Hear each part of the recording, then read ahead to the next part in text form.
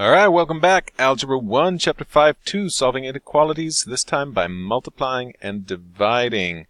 Quick and easy lesson, mostly a review of what you should already know.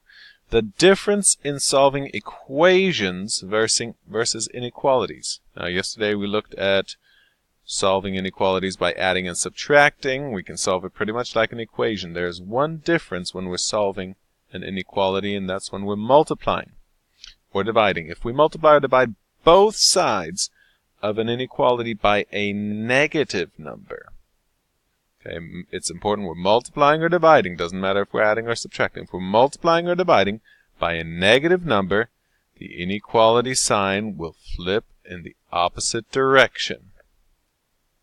So, here's an example for you.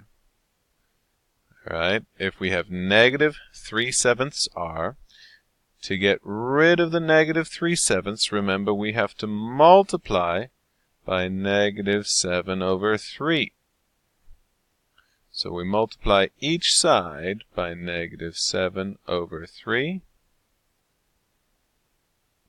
And that cancels out the 7, this cancels out the 3, and the negative cancels out.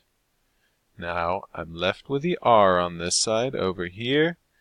21 divided by 3 is 7 times 7 is 49, but we have negative 49. And remember, when we're dividing or multiplying by a negative, the sign has to change directions. So now its r is greater than negative 49. Okay, let's look at another example. Solve by dividing. We have 60t is greater than 8, so we'll divide by 60 on each side. Divide by 60 here. T, and then over here we have 8/60, which can be simplified by 4. 4 goes into both 8 and 60, and we get 2/15. Now, we divided, so do we have to flip the sign? Nope, that was only if we divide or multiply by a negative, so the sign stays the same. 2/15.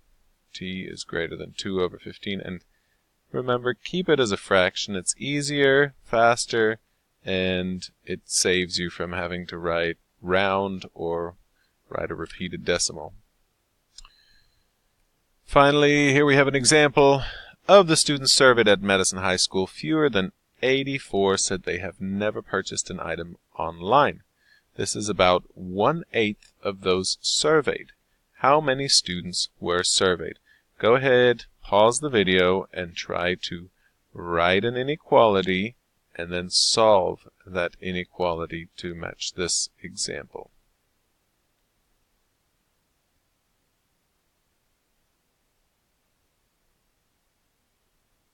Alright, I hope you paused this and are back. Now, in order to set this up, read through it little by little. Fewer than is one of the key terms. We have 84 here, and said they have never purchased an online. This is about 1/8 of those surveyed. Okay, so here's what we know.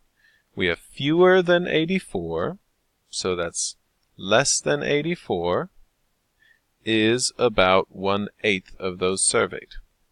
So 1/8 of those surveyed is fewer than 84.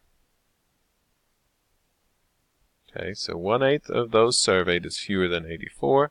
To solve this, remember, to get rid of a fraction, you can multiply by the denominator, or we can get rid of the whole fraction in one step by multiplying by its reciprocal, 8/1, which is the same as multiplying by the denominator in this case. So x is 84 times 8, and that is 672. So somewhere a little less than 672. Fewer than 672 students were surveyed. And that's about all the fun we're going to have today. And look forward to seeing you tomorrow.